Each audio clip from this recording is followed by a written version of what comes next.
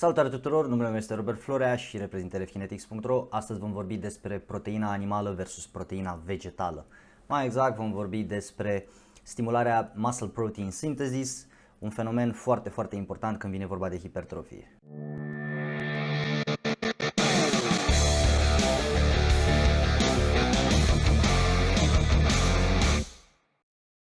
Baza discuției va fi un studiu, mai exact un studiu făcut de către Brad Schoenfeld și echipa sa. Dacă nu-l cunoașteți pe Brad Schoenfeld, este unul dintre cei mai mari oameni de știință pe partea de studiere a mecanismului de hipertrofie. Per total este bunicul hipertrofiei, să spunem așa. După părerea mea este unul dintre cei mai acreditați oameni de pe planetă când vine vorba de dezvoltarea masei musculare, dacă nu cumva chiar cel mai acreditat. Bun, studiul se numește The Muscle Protein Synthetic Response to the Ingestion of a Plant-Derived Protein Blend Does Not Differ from an Equivalent... The muscle protein synthetic response to the ingestion of a plant-derived protein blend does not differ from an equivalent amount of milk protein in healthy young males. Muscle protein synthesis este un mecanism foarte important când vine vorba de hipertrofie. Am putea să spunem chiar că este cel mai important mecanism când vine vorba de hipertrofie. Acesta este stimulat și de nutriție, dar și de antrenament, desigur. De asemenea, există studii care atestă faptul că în momentul în care suntem hidratați cum trebuie și odihniți, din nou MPS-ul este stimulat mult mai eficient. MPS-ul este un fenomen prin care organismul alocă proteina pentru refacerea musculară și pentru dezvoltarea țesutului muscular. De asta este atât de important acest mecanism, pentru că fără el masa musculară nu s-ar dezvolta, nu ar fi posibil acest proces. Ca să vă explic despre ce a fost vorba în acest studiu și care este mecanistica propriu-zisă, au fost comparate două grupe, 12 persoane au consumat un blend de proteină vegană, respectiv 12 persoane au consumat o proteină din zer, un concentrat proteic din zer. Vorbim despre o cantitate de 30 de grame de proteină din zer versus 30 de grame dintr-un blend de proteină vegană. Blendul era format din 50% proteină din grâu, 25% proteină din mazăre și 25% proteină din porumb. Mai exact vorbim despre un hidrolizat din grâu, un izolat din mazăre și un concentrat din porumb. Mecanismul studiului a fost următorul. A fost studiată concentrația de aminoacizi din sânge, mai exact eliberarea aminoacizilor în sânge, cât de rapidă a fost aceasta și dacă a fost similară pe termen lung. Vorbim despre o perioadă între 0 și 300 de minute. Pe parcursul acestui studiu au fost făcute mai multe măsurători, desigur. Al doilea mecanism și cel mai important al studiului este biopsia musculară. Au fost făcute 3 biopsii musculare, una în momentul 0, una la 120 de minute postprandial și una la 180 de minute postprandial, dacă nu mă înșel. Este posibil să mă înșel, dar în orice caz aveți timingurile exacte în studiu. Primul lucru foarte important pe care vreau să-l discut, participanții din acest studiu au fost foarte asemănători. Aceștia au fost puși să facă niște loguri de mâncare, adică pe 3 zile li s-a spus să logheze toată mâncarea pe care au consumat-o. De asemenea, foarte important, vârsta a fost similară, înălțimea, kilogramele, BMI-ul, sănătatea cardiovasculară, procentajul de grăsime și cantitatea totală de lean body mass, adică masa musculară. Al doilea lucru pe care vreau să-l discut este referitor la spectrul de aminoacizi, pentru că foarte mulți știți că diferența când vine vorba despre un supliment proteic, de la un supliment proteic slab la un supliment proteic calitativ, este spectrul de aminoacizi.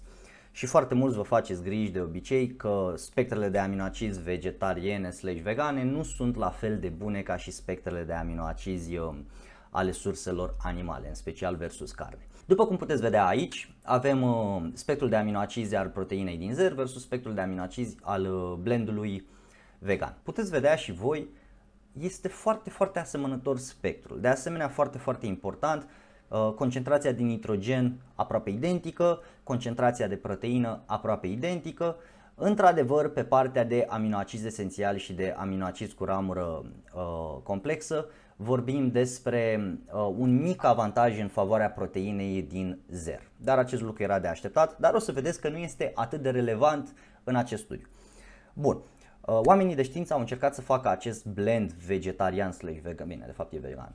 Au încercat să facă acest blend vegan astfel încât spectrul de aminoacizi să fie cât mai asemănător cu cel al proteinei din zer. Țineți minte această treabă pentru că este foarte important. Haideți să vedem ce se întâmplă cu concentrația de aminoacizi din sânge. În faza acută, concentrația de aminoacizi din zer postprandial inițial, adică în prima fază, după ce au mâncat persoanele respective, a fost mult mai mare. Adică am avut un spike mult mai rapid de aminoacizi în sânge pe partea de proteină din zer, iar pe partea de proteină vegană, după cum veți vedea, n-am avut un spike la fel de mare. Dar veți vedea o chestie foarte, foarte interesantă când vorbim și despre aminoacizi esențiali și despre leucină, lizină și metionină. Efectiv, concentrația se normalizează cu cât ne apropiem mai mult de 300 de minute. Adică la toate valorile este, după 300 de minute, concentrația din sânge aproape identică. În concluzie, putem să spunem că, deși a fost un spike mai mare din punctul de vedere al asimilării pe partea de proteină din zer, per total, deși a fost o concentrație mult mai mare de aminoacizi postprandial ingestiei de proteină din zer, cu toate acestea, pe termen mai lung postprandial s-a normalizat valoarea, adică per total vorbim despre o concentrație aproape identică. Acum, ce ne spune această informație? Că proteina din zer are o biodisponibilitate puțin mai mare decât proteina din plante, adică se asimilează mai rapid. Okay? Acesta este un aspect important. Da? Putem să spunem că este un aspect important când vine vorba de hipertrofie, pentru că toți spuneți, trebuie să am o masă după antrenament cu o concentrație cât mai mare de aminoacizi care se asimilează rapid, cu o proteină cât mai calitativă, cât mai biodisponibilă. Și cu toate acestea veți vedea că răspunsul din punctul de vedere al muscle protein synthesis a fost foarte interesant. Dar haideți să vedem despre ce este vorba în continuare. Din nou, pe partea de fenilalanină, care este din nou un aminoacid extrem de important când vine vorba de stimularea MPS-ului, după cum puteți vedea, a fost în faza acută din nou un spike mai agresiv pe partea de zer, după care, surpriză, a fost depășită proteina din zer de către proteina vegană. Iar după 300 de minute, respectiv la 180, după cum puteți vedea, valori aproape identice, 240 valori aproape identice, 300 valori aproape identice. Bun, asta pe partea de aminoacizi în sânge. Ok? Acum haideți să vedem ce s-a întâmplat pe partea de MPS. După cum spuneam, a avut 3 evaluări. A avut evaluarea bazală, o evaluare la 120 și o evaluare la 300. Eu am zis inițial la 180. Deci 0, 120 și 300. După cum puteți vedea, răspunsul pe partea de MPS a fost aproape identic. Ok? Foarte, foarte interesant. Adică deși am avut o concentrație mult mai mare de aminoacizi inițial postprandial pe partea de proteină din zer, aici, pe partea de stimulare a muscle protein synthesis, s-a normalizat totul. Un lucru foarte, foarte interesant. S-a normalizat, s-a egalizat, să spunem așa. Adică avem, de fapt, niște foarte, foarte mici avantaje, culmea, pe partea de proteină din plante, dar nesemnificativ statistic, adică putem să le considerăm efectiv identice. Lucru care este foarte interesant, pentru că foarte mulți dintre noi credeam inițial că pentru a stimula muscle protein synthesis avem nevoie de o proteină cât mai calitativă, cât mai completă din zer sau poate din carne. Lucru care este oarecum demontat de acest studiu. Oarecum, o să vedeți când ajungem la concluzii că nu e chiar așa. Dar înțelegeți ideea. Cu toții credeam că avem nevoie de o proteină cât mai calitativă și aceasta desigur o să fie întotdeauna cea din zer sau cea strict de origine animală. Haideți să trecem la concluzii. După cum puteți vedea, per total, MPS-ul a fost aproape identic. Pe partea de aminoacizi acut, proteina din zer a fost mai eficientă, au fost asimilați acei aminoacizi puțin mai rapid, iar pe partea de proteină vegană au fost asimilați mult mai lent aminoacizii respectiv, dar s-a normalizat valoarea pe termen lung. Pe termen lung însemnând până la 180-300 de minute. Acest lucru a fost și relevant, dar și irelevant, pentru că dacă vorbim despre stimularea MPS-ului, este foarte, foarte important, desigur, să ingerăm o proteină cât mai calitativă după ce ne-am antrenat, astfel încât să optimizăm acest MPS. Acest studiu, deși confirmă faptul că nu este nicio diferență pe partea de MPS, trebuie totuși să fim critici. De ce spun asta? Eu sunt vegetarian de o viață. Da, sunt vegetarian de la 6 ani, cred că pe parcursul vieții am avut undeva la 20 de mese cu carne. 20 de mese cu carne. Dar nu contează treaba asta pentru că n-am să vă bag pe gât această anecdotă, acest fanaticism vegan, pentru că nu sunt genul ăla de om. Poți să fii vegan, poți să nu fii vegan, eu am ales să fiu în continuare vegetarian și din motive etice, dar și din motive de sănătate. Revenind la ale noastre, putem să spunem că, deși nu ar trebui să fie relevantă anecdota mea, eu sunt exemplul viu că poți să îți dezvolți masa musculară destul de eficient și cu o dietă strict vegetariană. Revenind la studiu, după cum spuneam, trebuie să fim critici. Deși acești participanți au fost foarte asemănători între ei și deși studiul a fost foarte bine făcut din punct de vedere protocolar, nu vorbim despre atleți de elită. Dacă am fi vorbit despre atleți de elită, există o mică șansă ca studiul să fie avut alte concluzii, să fie avut alte rezultate. De asemenea, mai contează foarte, foarte mult și faptul că majoritatea din acest studiu, dacă nu mă înșel, au fost bărbați, da, au fost bărbați, deci din nou putem să avem răspunsuri diferite la femei, plus multe alte aspecte. După părerea mea, deși acest studiu, din nou, a fost făcut protocolar foarte, foarte bine, este doar o nuanță. Dar după cum puteți vedea în literatura de specialitate, dacă urmăriți acest fenomen, proteina vegetariană / proteina vegană în ultimii 3-4 ani a câștigat destul de multă tracțiune și a câștigat toată această tracțiune foarte, foarte fondat, să spunem așa, adică este foarte justificat. Ce pot să vă spun eu în momentul de față, raportându-mă la literatura de specialitate și raportându-mă la toate cunoștințele pe care le am, este că proteina vegană / vegetariană nu este mai calitativă decât cea din zer, dar vorbim strict despre un supliment. Adică să zicem că vom compara un hidrolizat din zer cu un hidrolizat doar din soia. Vom avea o proteină din sursă vegetală mult mai slabă calitativ, în special pe partea de aminoacizi. Dar dacă am compara un hidrolizat din zer cu un blend hidrolizat din mazăre, linte, fasole, cu un spectru aproape identic de aminoacizi, diferența inițială care ar fi fost dintre soia și proteina din zer n-ar mai fi atât de mare, pentru că acest blend ar completa spectrul de aminoacizi. Ce putem să învățăm din asta este că pentru a ține o dietă vegetariană / vegană și pentru a optimiza MPS-ul, trebuie să avem o dietă mai variată din punctul de vedere al surselor de proteină. Respectiv, în momentul în care vrem să folosim un supliment proteic vegan / vegetarian, recomandarea ar fi să ne folosim de blenduri, să nu ne folosim de un izolat dintr-o singură sursă, pentru că spectrul de aminoacizi va fi inevitabil mai slab. Nu va fi incomplet sub nicio formă, va fi complet, dar va fi mai slab. Cam acesta ar fi principalul takeaway pe care l-aș avea referitor la acest studiu. Nu există o sursă mai calitativă sau mai puțin calitativă, dar pot să vă spun clar că este un proces mult mai delicat când vine vorba de dieta vegană / vegetariană, adică trebuie să fim mai atenți la sursele de proteină. O chestie pe care poate unii dintre voi o știați, dar acum a fost din nou confirmată.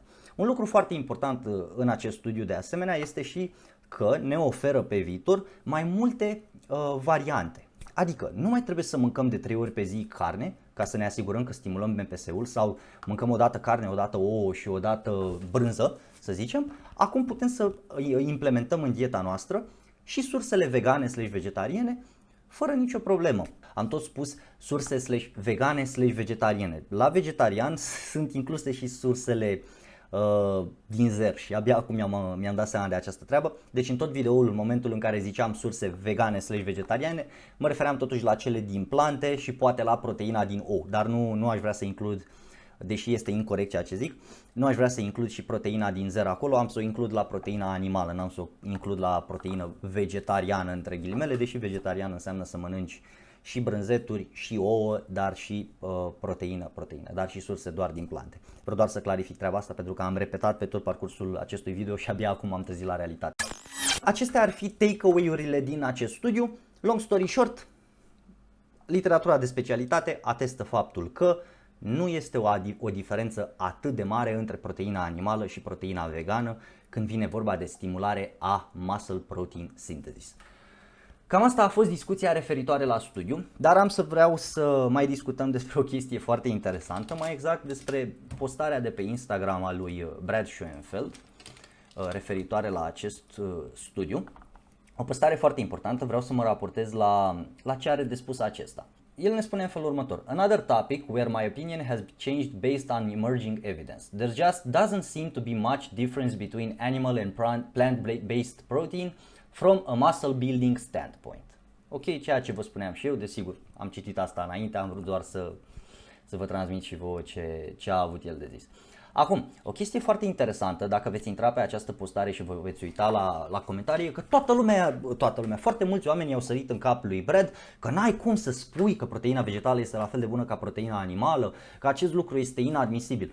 Oameni buni, știința evoluează. Literatura de specialitate la fel și ea evoluează. De exemplu, în 1980 se spunea despre îndulcitorii artificiali că îți vor cauza cancer, că vei avea boli de inimă, că vei avea boli hepatice, renale și bullshit-uri de genul ăsta, pentru că marea majoritatea studiilor erau făcute pe șobolani. În schimb, când au fost făcute studii pe oameni, lucrurile n-au mai fost chiar așa. La fel și când vine vorba de proteina vegană.